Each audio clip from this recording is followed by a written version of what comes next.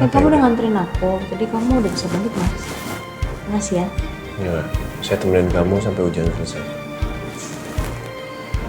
Gak usah. Di sini kan juga banyak orang yang ngawasin. Saya nggak percaya sama orang lain yang jaga kamu. Harus saya sendiri yang jaga kamu. Udah, kamu masuk sana. Saya tunggu di sini.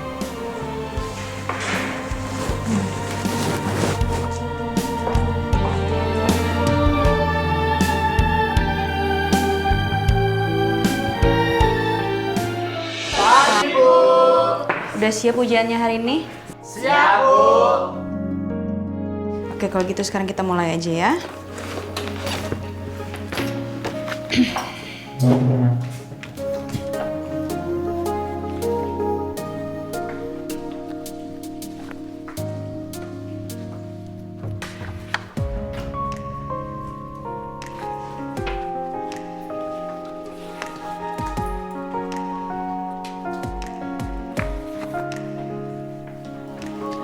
Tolong kerjaan yang fokus ya, supaya dapat nilai yang bagus. Ya, Bu.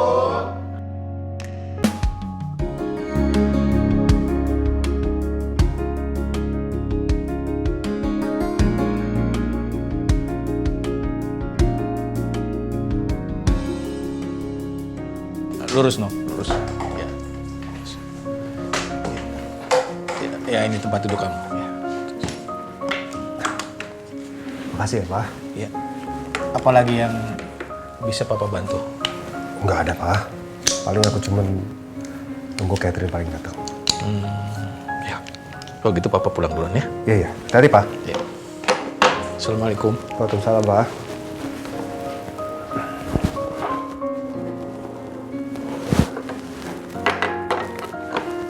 Jam berapa ini ya? Kok Catherine belum datang? Bigson? Jam berapa sekarang? Selamat pagi, Pak Nino. Selamat pagi. Pagi. Kayaknya dari suara kamu lagi bahagia banget. Bukan bahagia lagi, Pak. Tapi saya bahagia banget. Karena saya punya berita baik buat Bapak. Bahagia banget. Jadi, Pak, Kamichi itu punya kenalan dokter di Penang. Spesialis mata, Pak. Namanya Dr. James Hayadi. Nah, kebetulan saya belum telepon juga sih dokternya. Makanya sekarang saya mau minta izin sama Bapak. Kalau Bapak oke, saya bisa langsung hubungin, saya bikin appointment langsung. Gimana menurut Bapak?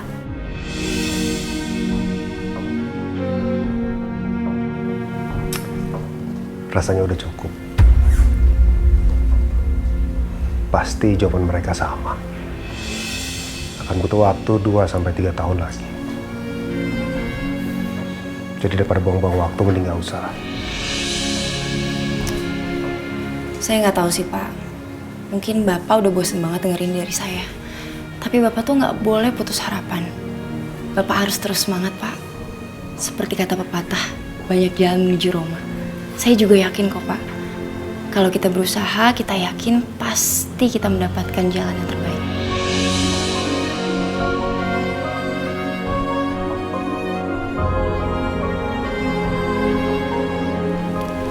Gak ada salahnya kan, Pak, kalau kita coba dulu. Tapi kamu harus ingat. Ya, tapi kan Roma tidak dibangun dalam satu hari. Semua butuh waktu. Dan saya rasa juga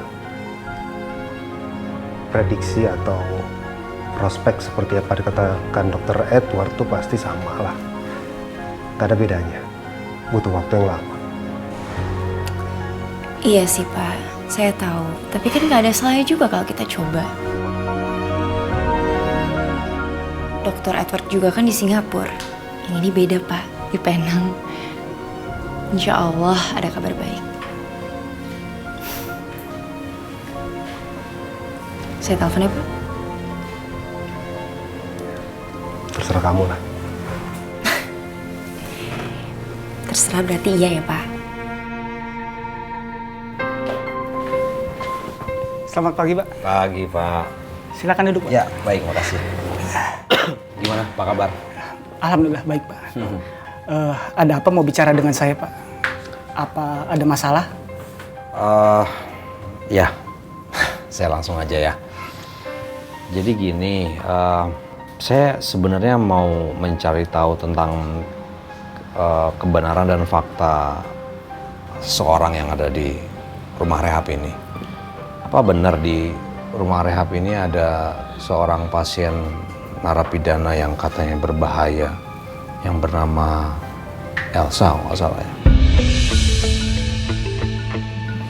Nah, maksud saya tuh, kalau memang benar ada pasien narapidana yang berbahaya itu ada di rumah rehab ini, apa rumah rehab ini sudah melakukan keputusan yang bijak untuk membiarkan orang itu berbaur dan bergaul dengan pasien-pasien lain? Di sini ada anak saya soalnya, Pak.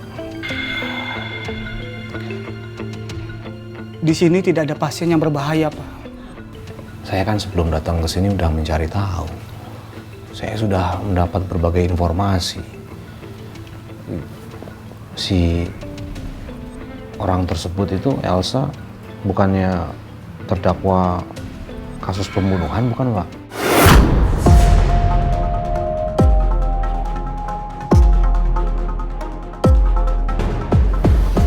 Gini Pak, saya mencari tahu ini karena semalam saya ditelepon sama anak saya. Kata anak saya, Elsa itu sudah melakukan penyerangan terhadap seseorang yang ada di sini.